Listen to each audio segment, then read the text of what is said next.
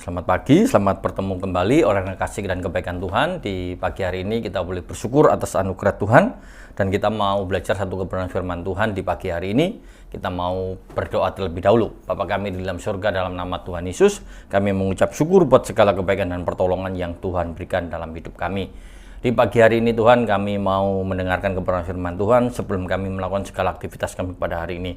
Dan kami serahkan semuanya ke dalam tangan Tuhan, di dalam nama Tuhan Yesus, haleluya, amin. Ya, puji nama Tuhan, kita boleh bersyukur atas kasih dan kebaikan Tuhan. Dan di pagi hari ini kita mau belajar satu kebenaran firman Tuhan di dalam Matius pasal yang kedua ayat yang ke-11 sampai ayat yang ke-12. Dikatakan demikian, maka masuklah mereka ke dalam rumah itu dan melihat anak itu bersama Maria ibunya, lalu sujud menyembah dia. Mereka pun membuka harta benda dan mempersembahkan persembahan kepadanya, yaitu emas, kemenyan, dan mur.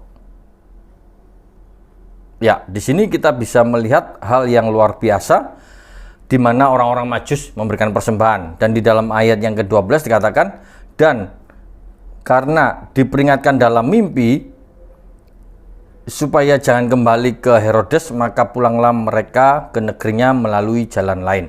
Ya, di pagi hari ini kita mau belajar dari kehidupan orang-orang Majus.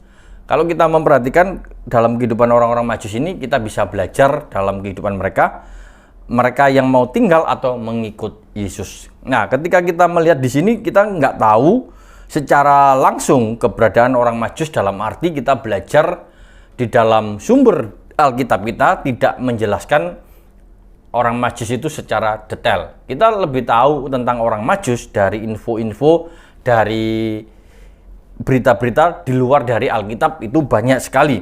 Kita seringkali terjebak dengan berita yang tertulis dari berita orang Majus itu. Kita mempunyai praduga dalam pemikiran kita, orang Majus itu cuma 3 orang berdasarkan persembahannya.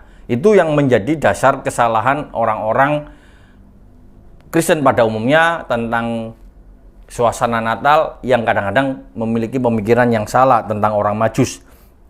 Kalau kita lihat bahwa orang Majus itu adalah orang yang memiliki kemampuan, orang yang memiliki kelebihan di dalam kehidupannya, tentu saja ketika dia melaksanakan perjalanan jauh, dia tidak akan sendirian.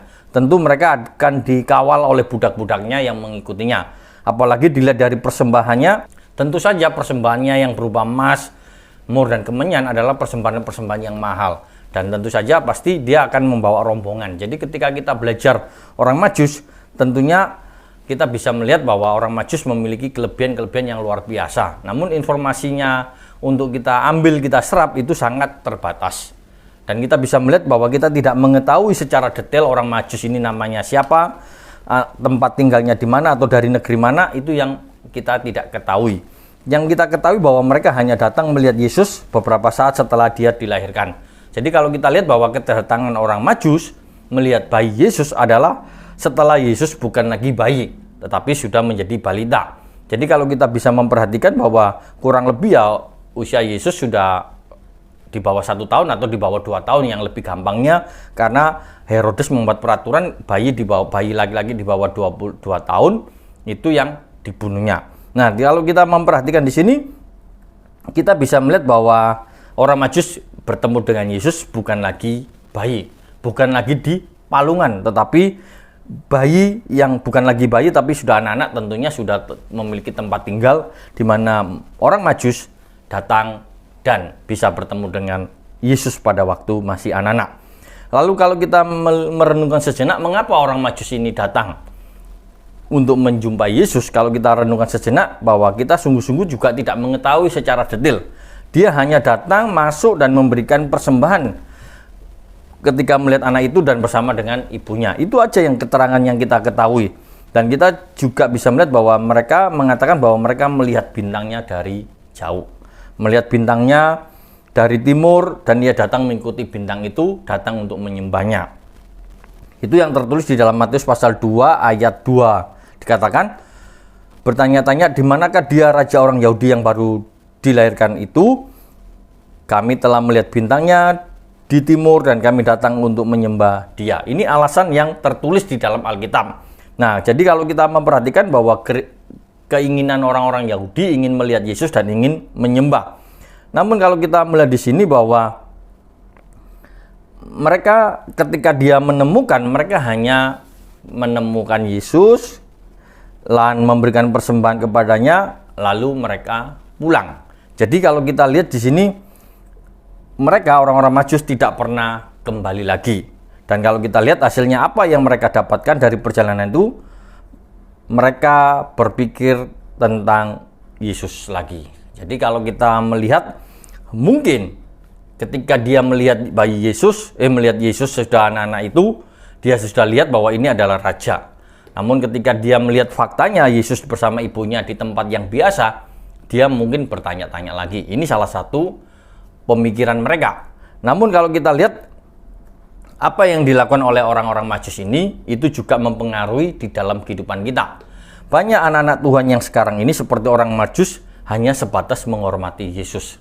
Banyak anak-anak Tuhan di suasana Natal, banyak orang-orang menghormati Natal, hanya ingin datang sekali setahun di dalam di dalam ibadahnya untuk datang menghormati Natal. Itu yang terjadi dalam kehidupan kita akhir-akhir ini, di mana fenomena anak-anak Tuhan hanya ibadah pada Natal saja, itu begitu banyak.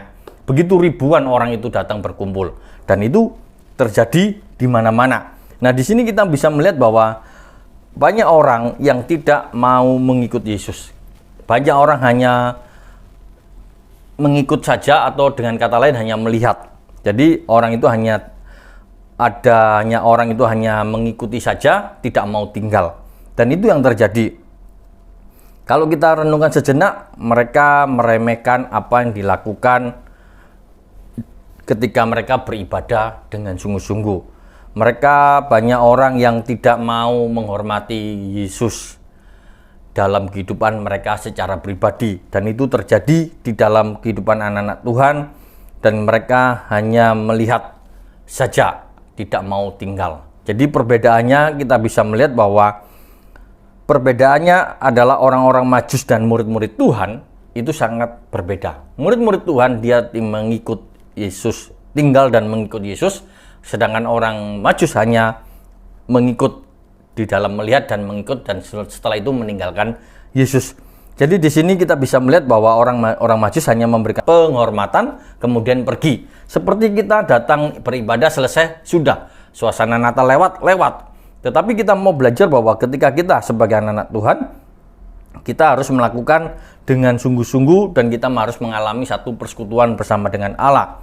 Kita harus mengambil sikap, di mana sikap kita adalah kita mau mengambil komitmen untuk tinggal di dalam Tuhan, adalah satu kesempatan di mana kita untuk bisa mengalami perubahan dan pertumbuhan bersama dengan Yesus.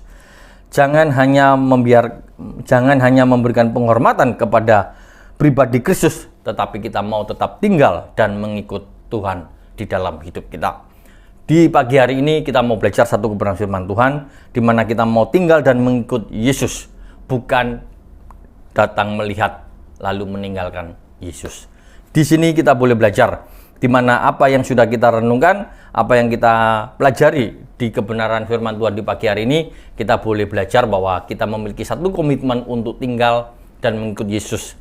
Selama 1 tahun ini kita sudah setia kepada Tuhan, bila itu kesetiaan itu kita pegang dan kita lakukan dan kita teruskan di tahun yang baru ini. Dan biarlah firman Tuhan ini mengingatkan kita, ketika kita hanya asal memberikan penghormatan hanya sebatas seremonial, kita mau mengubah hidup kita, dan kita mau mengubah hati kita yang sungguh-sungguh mau ikut tinggal dan ikut Yesus dengan kehidupan kita sampai hari ini. Biarlah firman Tuhan di pagi hari ini mengingatkan kita untuk memiliki komitmen selalu setia kepada Tuhan. Amin firman Tuhan. Mari kita berdoa. Bapa kami di dalam surga, dalam nama Tuhan Yesus, kami mengucap syukur buat segala kebaikan dan pertolongan yang Tuhan berikan kepada kami. Tuhan telah menyertai dan memberkati kami sepanjang malam, dan di pagi hari ini kami boleh belajar satu kebenaran firman Tuhan untuk menjadi anak-anak Tuhan yang selalu tinggal dan mengikut Engkau di dalam kehidupan kami. Biarlah kami tetap setia di sepanjang tahun 2024 ini. Tuhan telah menyertai dan memberkati kami, dan kami juga mau tetap tinggal dan mengikut Engkau sepanjang tahun 2025.